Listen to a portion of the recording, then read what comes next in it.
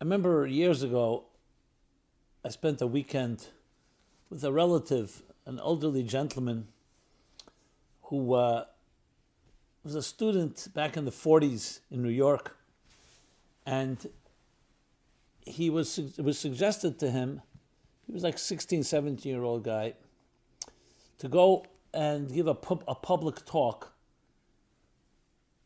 for a community in the area where he lived. And he was very shy, and he declined, basically saying it's not for him. He has a brother that's a speaker. He just avoided it. And his mentor, the one who suggested to him, responded to him and said, misplaced humility is rooted in arrogance. That's what he told him. In other words, he was like saying, it's not for me, I'm not really good at it, when in truth, he was afraid to fail or didn't want to try. I remember hearing that line, it just stayed with me. Misplaced humility is rooted in arrogance. And hence this conversation, which I think is very critical in our lives. When we're feigning humility, and we may not even know it ourselves, and when humility is in place.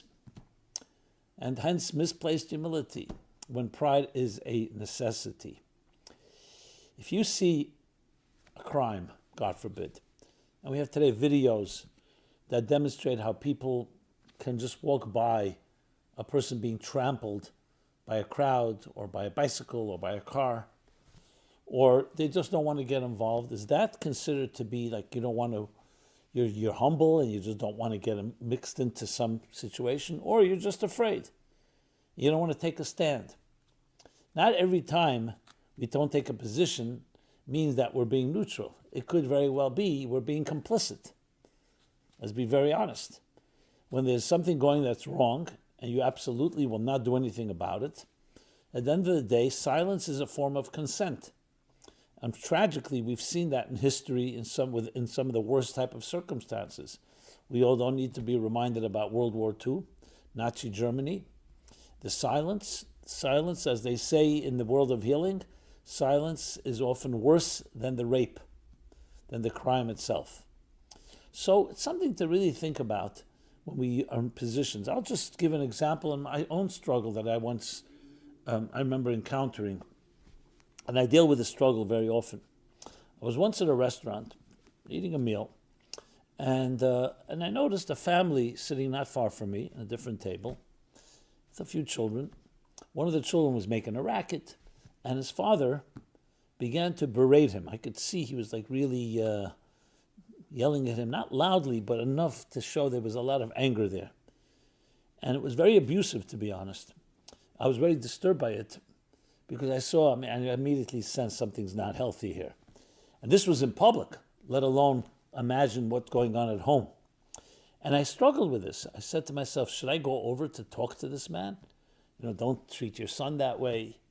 And he can easily tell me, who are you? You're a stranger. What do you know? And just basically brush me off. Or worse, he may take it out on his child. And I struggled, had a moral dilemma. Is speaking up going to be healthy or not? So I tried to weigh the two sides, what will really be of benefit. I ended up not doing anything. And I still live with it because I say to myself, for all I know, he's an extremely abusive guy. But then the question is, how far should I go? Let's say I did say something and he would take it not in a positive way or in a positive way. But I'm not really correcting the problem. I don't live with them. I'm not going to report them. I haven't investigated what's going on. So these dilemmas come our way very often, and they force us to ask a very important question about ourselves. What are our intentions? Are our intentions to be helpful, or our intentions to protect ourselves? And very often the latter is true, and we don't like to admit it. We don't like to admit it because it makes us uncomfortable. So to ask the question, what is the right thing to do? Not what I like to do, or what makes me comfortable, is really what it comes down to, if you're honest enough. Now, we all know we can play mind games and we can justify our behaviors and come up with all kinds of excuses and all kinds of different ways of explaining our behavior. But we're talking here, obviously, we're trying to have some integrity, some sincerity here of really trying to understand ourselves in a more complete way. So let's talk about this concept. In the Kabbalistic mystical language, there are two attributes, two faculties, you can say, two emotional faculties. If you're familiar with this, great. If not, I'll introduce this idea. According to I like to call the psycho-spiritualists, psycho as in psychological, spiritual perspective on things, which is essentially real mysticism, is about, it looks at the human structure, the conscious faculties, as 3 cognitive ones and 7 emotional ones. Conscious, we're talking about the conscious faculties. So the 3 cognitive we're not going to discuss right now. We'll talk about the 7 emotional ones. Amongst them, I want to talk about 2 specific ones. What are the 7 emotional you could say faculties? Are love, discipline, which is like the antithesis of love, the balance. Then you have compassion. You have determination or drive or conviction. And then its counterbalance is humility, flexibility, yielding. And then the final 2 are foundation or bonding and dignity. So in the Hebrew, I'll say them in the Hebrew: Chesed, Gevura, Tiferet, Netzach, Hod, Yesod, Malchus. I want to talk about Netzach and Hod. Netzach literally means victory, determination, drive, ambition. And we know people who have that blind ambition and often step over everyone in the name of their need to succeed. What is its counterforce that balances it? It's called yielding, flexibility, or humility. Determination that's not balanced by humility will often be very hurtful, can be very aggressive and very very overwhelming. But on the other hand, the question is, when you're a determined person, when do you push forward and when are you flexible? Interesting statement in the Talmud that says, a person should always be flexible, yielding like a reed, and not inflexible and rigid like a cedar tree. That's the expression. Cedar tree being a very powerful tree. And you see, when a storm strikes, what happens? The reed will sway in the wind. It will go with the flow. And a tree can be a very powerful tree, but if the storm is strong enough, it can blow down a tree because of its rigidity. You ever walk? I remember when we were in camp, we took a hike on a drawbridge. It wasn't a drawbridge, I'm sorry, and a suspension bridge, not a drawbridge, excuse me, a suspension bridge. And I remember the counselor telling us, you feel it shaking? And we got scared. Why did the bridge shake? If it's really solidly based, it should just be really firm. And he said the shaking actually creates a certain flexibility that can actually absorb a lot more weight. So if it's very, very rigid, it can be very strong, but it doesn't quite have that ability to be the dexterity necessary. The same thing if you ever go up on skyscrapers, tall buildings, they sway, not sway as in a very extreme way, but they have a certain flexibility as well in the wind, because the stronger they are, the more they can also create a problem when there's a very strong wind. So it's important to have that balance in architecture and engineering and so on. In psychology, absolutely. But it's not an easy it's not easy to establish when do you need to be rigid and inflexible and unwavering, shall we say, and when to be flexible. And this gets us also back into, because humility can be misunderstood as being weakness. A humble person, he's quiet, defers, doesn't always state strong opinion. And today, in our very aggressive world, people sometimes misunderstand humility as weakness. But humility should not be understood as weakness. Humility is not low self-esteem. Low self-esteem is a person who thinks he's worthless, or she thinks she's worthless. Someone that doesn't value themselves. A humble person does value themselves. Why are they humble? Because they realize my gifts are not my own. I was blessed with them. And they recognize their place. So it should never be understood as that. Think of a very intelligent person who chooses to be silent in a debate or an argument. So many people think of silence, as I mentioned before, it's consent. Silence could also be a choice. I'm choosing not to argue this point. I'm choosing my battles. Sometimes you speak, sometimes you have an answer and you don't say the answer. The best teachers, as you grow older and you learn about your great teachers, you learn more from what they didn't say than what they did say. What they said was important, but sometimes the silence, like the white space on a page, can be even more powerful and is more powerful than the black ink on the page.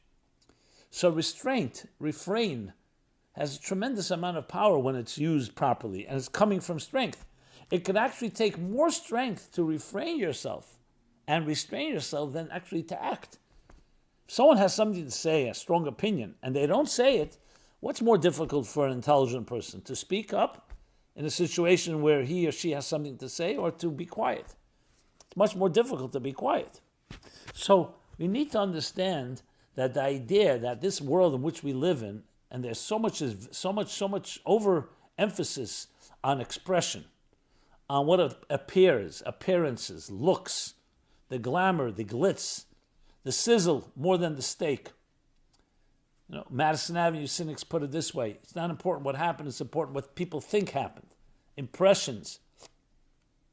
The biggest cliche of all, the one that nobody follows, which is, don't judge a book by its cover. Everybody judges a book by its cover. That's why it's $1 billion industry, because it sells books. Packaging. The packaging is just as important, if not more important, than the product. Now, sometimes that can be fine because it's a way of selling it, a way of emphasizing its value, but it could also be distorting, where you realize that packaging is far more appealing than the actual product.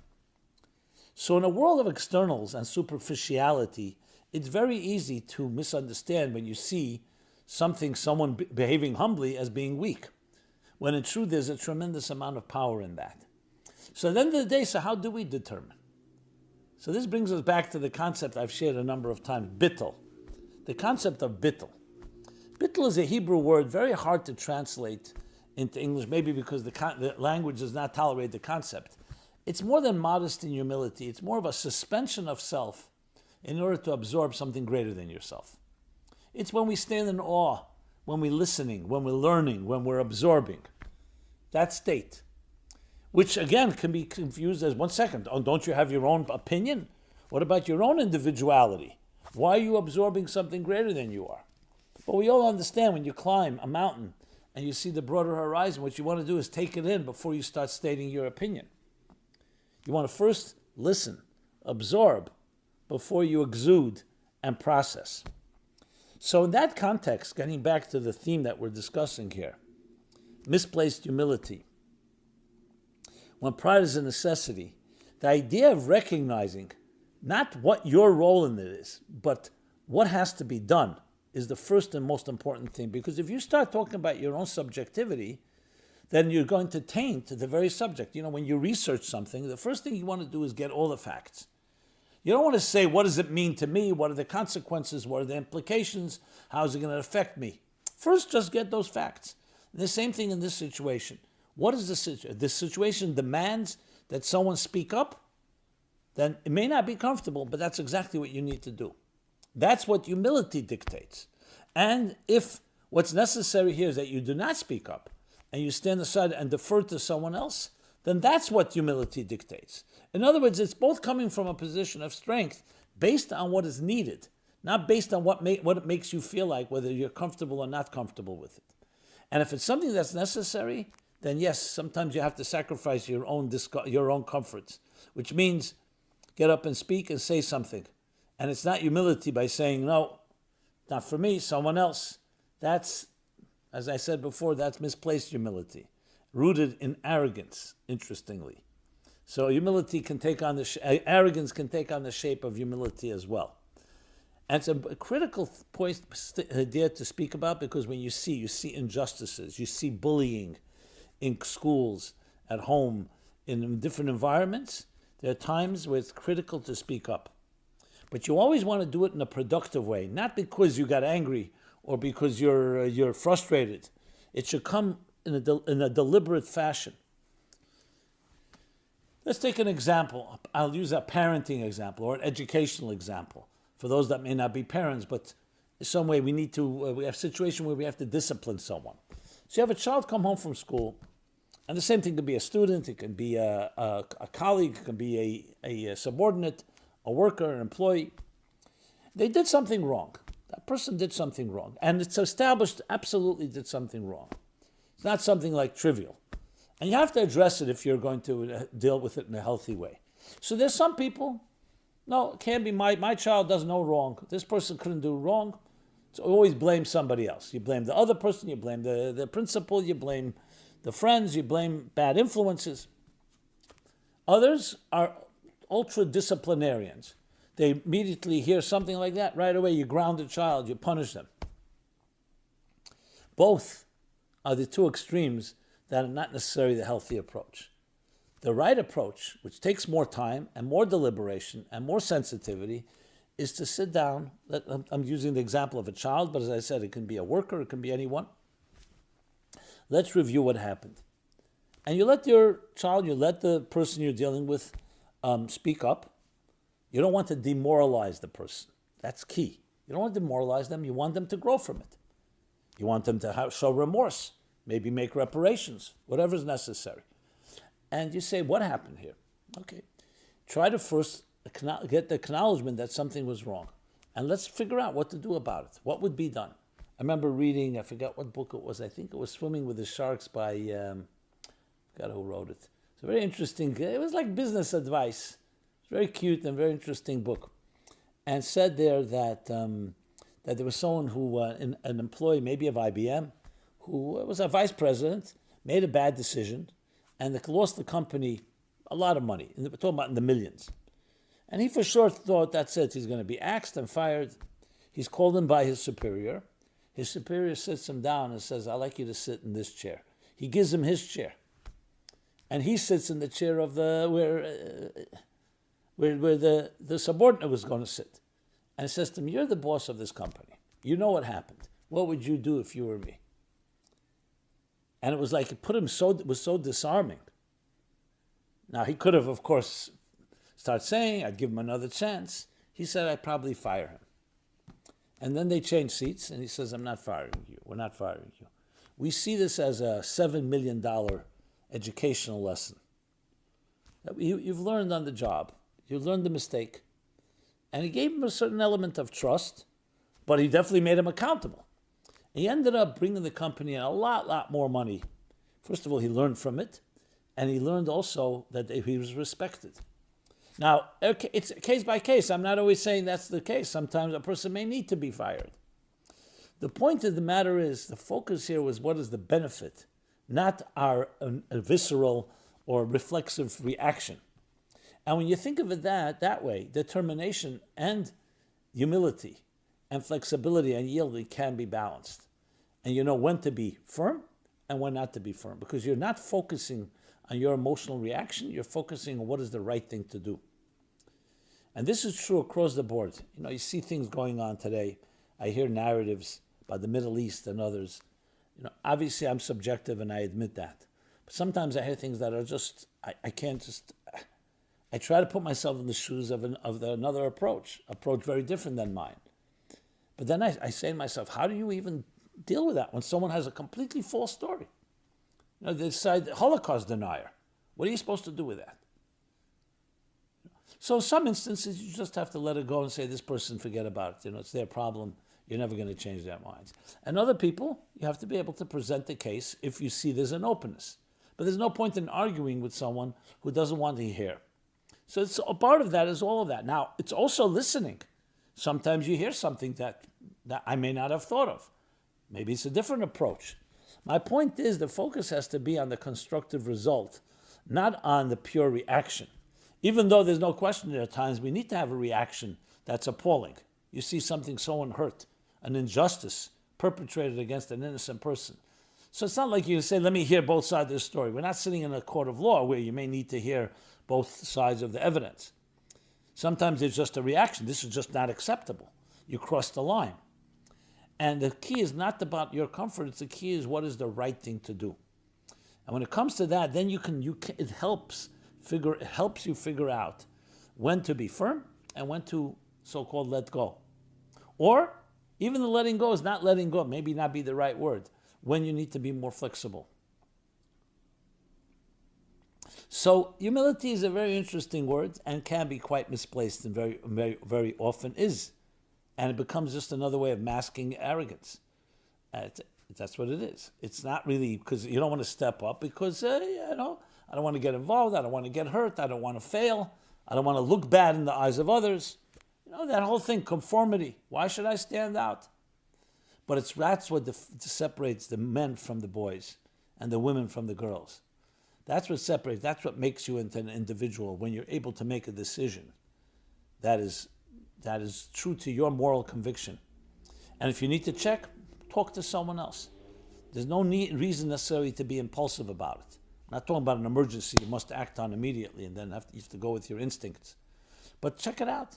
Because generally speaking, when things disturb us or situations come up, thinking about it and waiting and not just reacting is very helpful because then you can look back and say, I still feel, I can't tell you how many emails I've written that I've never sent. An email, something happened, and I wrote a sharp, scathing email, and then I decided, you know what, let me not send it. Let me wait, sleep over it, and then the next morning you read it, and you say, okay, I like that I wrote it, but then you don't end up sending it because you realize, not because you just reacted in the moment, because it will benefit. At the moment you felt this is the only ways to protest or to really make a case or really put that person in their place.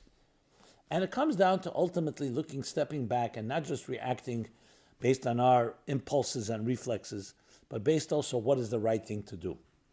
And when you go with that approach and you have that discernment and discipline and deliberation, maybe you can call it the 3 Ds, it helps us come to the decision whether here requires a strong, firm move or requires an element of yielding. Does this require acting or does it require restraining yourself? Very often you'll find that you need to act and you haven't acted or you're afraid to act, not out of humility. It's out of either arrogance or it's out of being comfortable, not wanting to rock the boat, change the status quo. Some food for thought in a world that requires standing up very often for what we believe in.